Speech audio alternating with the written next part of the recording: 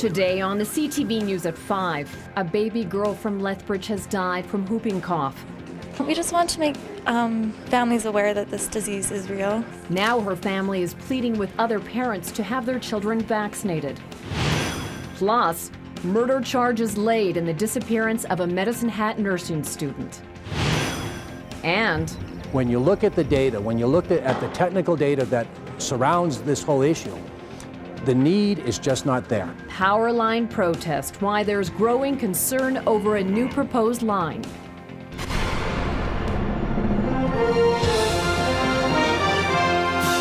CTV News with Jackie Scantlebury.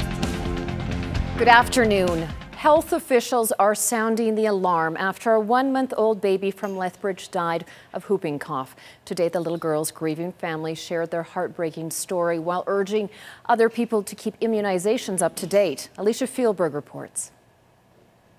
It's been hard, really difficult. Harper Whitehead's family hopes sharing their grief helps prevent tragedy for other families. Harper was a healthy newborn. 2 weeks later, she was in Alberta Children's Hospital with a cough. She died on June 23rd from complications due to pertussis. The little girl was too young to be immunized against the disease. Her family is vaccinated, so doctors believe the baby caught pertussis from someone in the community. Harper's family wants Albertans to know the dangers of the disease. We just want to make families aware that this disease is real. Lots of people don't realize that whooping cough or pertussis is still around, and it is, and it's real, and it affects little babies. Babies less than 6 months old represent nearly 90% of all deaths caused by the disease. Infants are scheduled for pertussis vaccinations at 6, 10, and 14 weeks. Alberta Health Services say immunization rates are low. Some people have religious beliefs that prevent them from getting their kids immunized. Some people, as I said, they're reading things on the internet that tells them that maybe this isn't safe, and misinformation that's being provided. Alberta Health Services South Zone declared a pertussis outbreak in March. Typically there are 1 to 3 cases in the area each year. This year there have already been 42. Immunization programs targeting caregivers began in June. This creates a cocoon of vaccinated people to decrease the risk to children. More clinics have been added throughout the end of July to try and contain the outbreak. The Whiteheads hope Harper's story may prevent other families from losing a baby. Harper was too young to be immunized, but just because of low immunization rates, it's still around, and she was unfortunate enough to get it. Alicia Fieldberg, CTV News, Lethbridge. The health region usually sees an outbreak of the disease every 3 to 5 years, and the last outbreak was in 2009. It lasted for 11 months.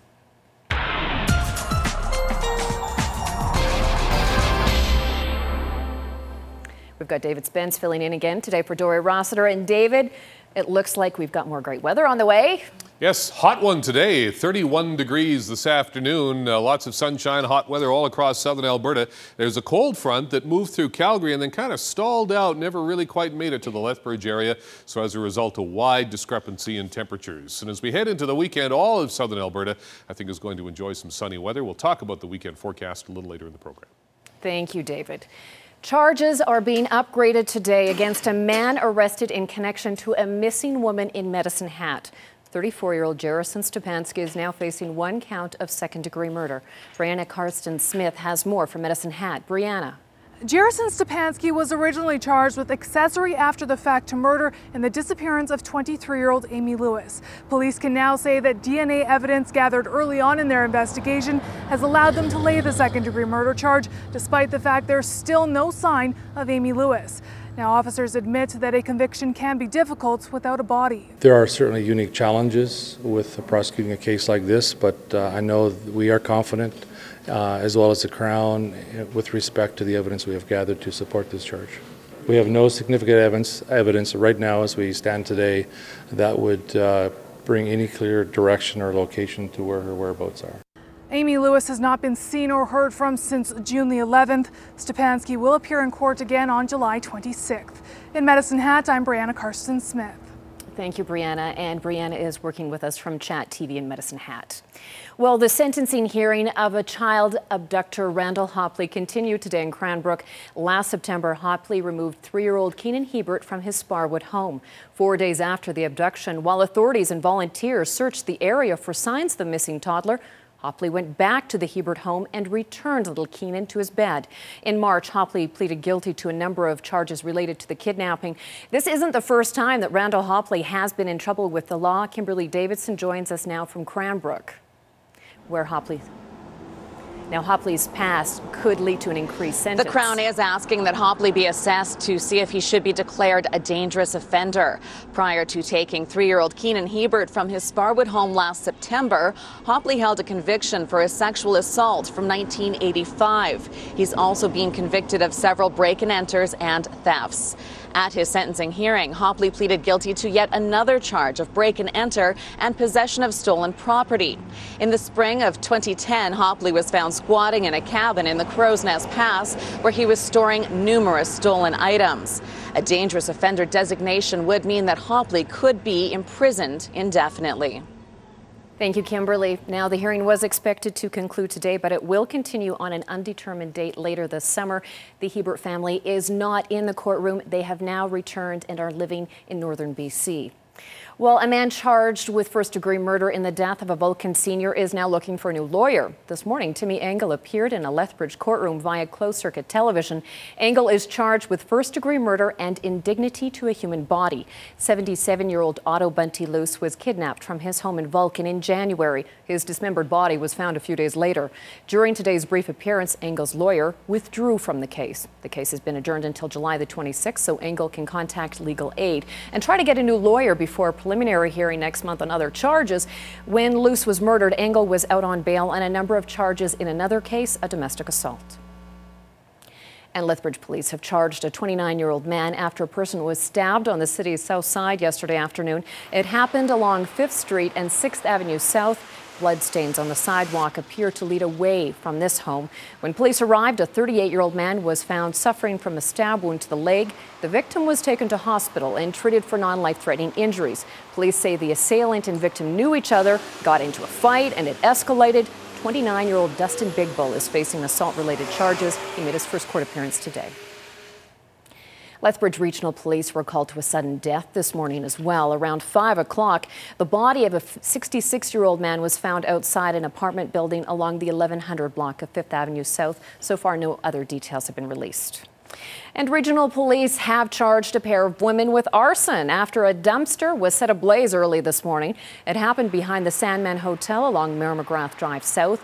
Firefighters arrived to find the dumpster fully engulfed in flames. The flames were quickly doused, but not before causing damage to the building, smashing and blackening windows. 2 girls, aged 14 and 15, who cannot be identified, are both facing arson-related charges. They made their first court appearance this morning.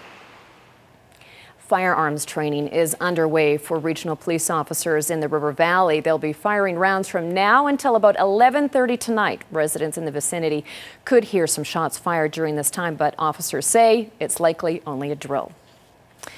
Sean Atleo will remain Grand Chief of the Assembly of First Nations. We reflect back to what the ancestors would remind us of. We are stronger together. Atleo was re-elected after 3 rounds of voting at the Assembly's annual meeting in Toronto. Critics accuse him of being too soft on Ottawa. Atleo says First Nations people are on the cusp of major transformations and change. Southern Alberta landowners say it's about more than not in my backyard when it comes to a proposed power line that threatens to cross their land and obstruct their view. They say evidence shows power from the proposed Goose Lake Etsicum Coulee project is for export to the U.S. and it's unnecessary. Daryl Rummold reports. For the past 7 years, Joe Anglin has been fighting what he feels are unnecessary power transmission lines. He's fighting by giving speeches to groups whose land is threatened by the massive structures and telling them about their rights. Do we need to build transmission lines? Yes, where we need transmission lines. Do we need to build transmission lines where we don't need them? No. Do we need to waste money? No. Do we need to be irresponsible and secretive, and that's what this government has done? We don't need to do those things. Now that fight has led him to Cardston, where nearly 100 landowners are told a line is coming. When you look at the data, when you look at the technical data that surrounds this whole issue, the need is just not there. Ann and Quentin Stevick are located on one of several routes under consideration by AltaLink for a 240 kV power transmission line that would extend from Pincher Creek to south of Bow Island. Alberta's power regulator says the line is necessary to create redundancy in the system, and landowners will be paid for the use of their land, but the Stevicks wonder if it needs to go through their backyard. We are really seriously questioning the need for this transmission line and the validity of it. Ann Stevick says for each answer she gets, she has 2 more questions about the line. Well, it's very upsetting just as an Albertan and a consumer of electricity paying the bills that we do for these transmission lines when we're not really sure if the need is there. And if the need is there, then that's great, but we want that proved to us. The Stevicks say they still hope they can stop construction of the line if it can't be proved necessary, or at least have the route reconsidered and move to a less visibly distracting area. Anglin says any money gained from the lines would be better spent on aircraft carriers or tourist attractions. Daryl Rummel, CTV News, Cardston. And a group of concerned citizens is holding an information session on wind power generation Wednesday in Fort Macleod at the Community Hall. And to the markets today, where the TSX closed the day on a 5th consecutive high. Here are the day's numbers.